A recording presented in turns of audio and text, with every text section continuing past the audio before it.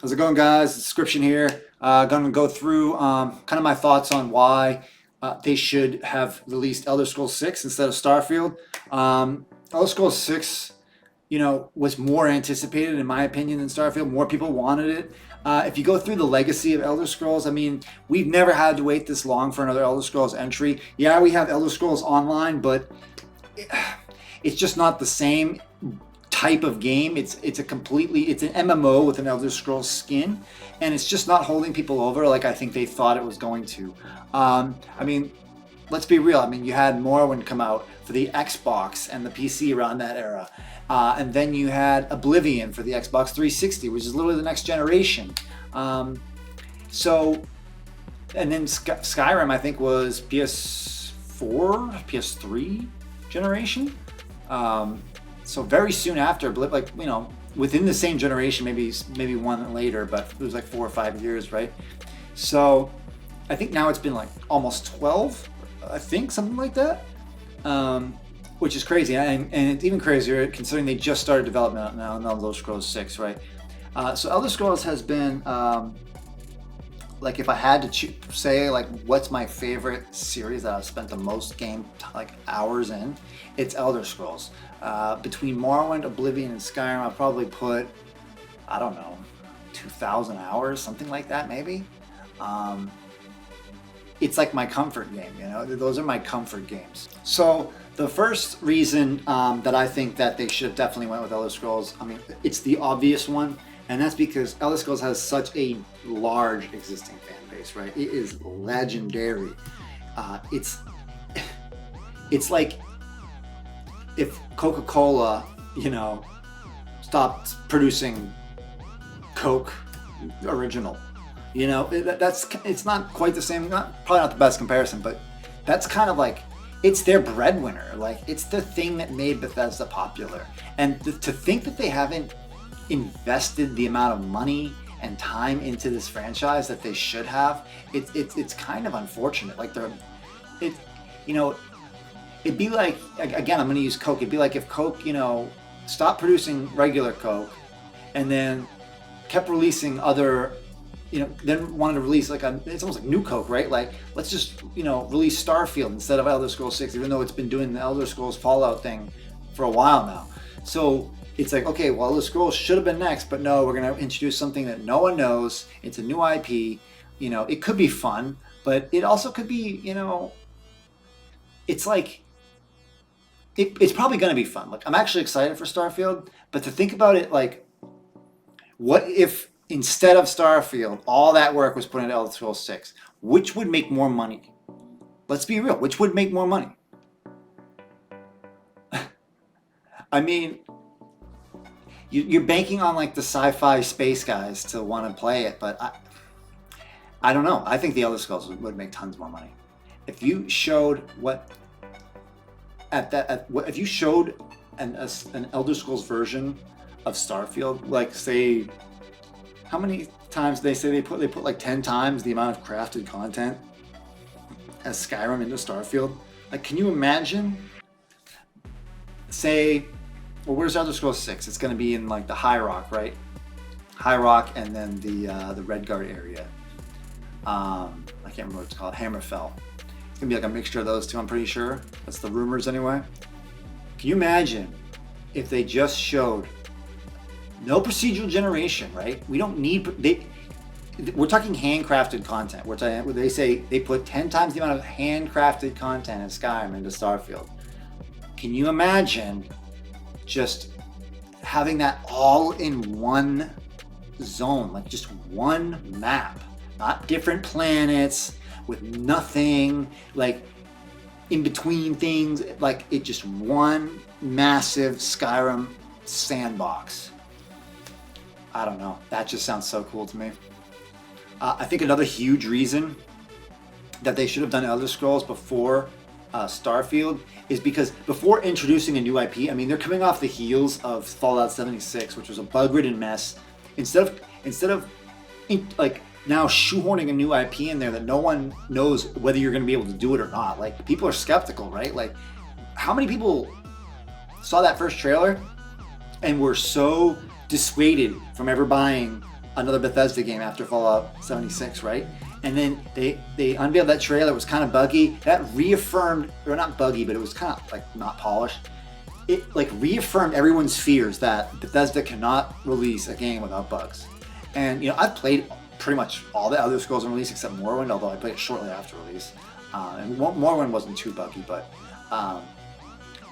it's like I got kind of used to the bugs. Like they're not game breaking for me. I think the game does enough differently that like there's no Skyrim clones, right? There's no Elder Scrolls clones, none. I mean, realistically, none.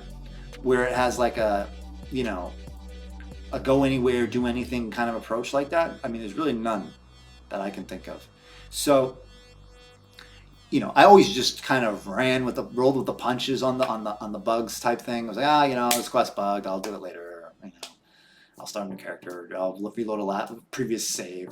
You know, it's always like, who cares, right? Like you can save anytime anyway. So most of the time you hit a bug, you just reload the save, boom, the bug's not there in a second time. I mean, that's most of it. But anyway,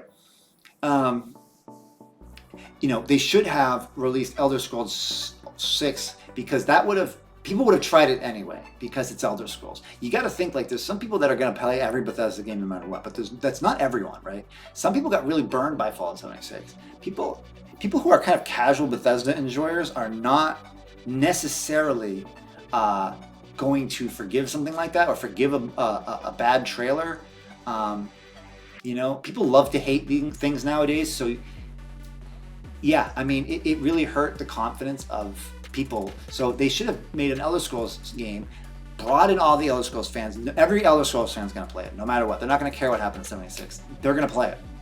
And there's more Elder Scrolls fans than a random IP that no one knows about, right? So yeah, they should have done Elder Scrolls, proved they could make a game without bugs, proved that they still got it, and then the next game makes Starfield. Skip a Fallout, right? I'm a bias, but skip a Fallout game. I don't think. I mean, we have Fallout 76. Fallout 76 is more of a Fallout game than Elder Scrolls Online, even though they're both kind of like live service. Definitely more of a Fallout game in spirit. So we've had a lot of Fallout. It feels like there's just been a lot. We've had Fallout 3, Fallout New Vegas, Fallout 4, Fallout 76. In between all that time, we've had Oblivion and Skyrim, right? Release Elder Scrolls, then maybe go to Starfield. Show everyone you can do a good game. Show everyone what Bethesda is capable of. Then introduce a new IP. You introduce a new IP coming off of a huge win, not a loss, right? But that's like the business major in me talking, but that's kind of how I see it. Because right now Starfield is launching to skepticism, and that cannot be good for a new IP.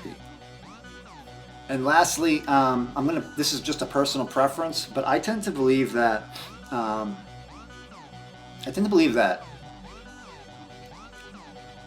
melee spells make a better RPG than guns.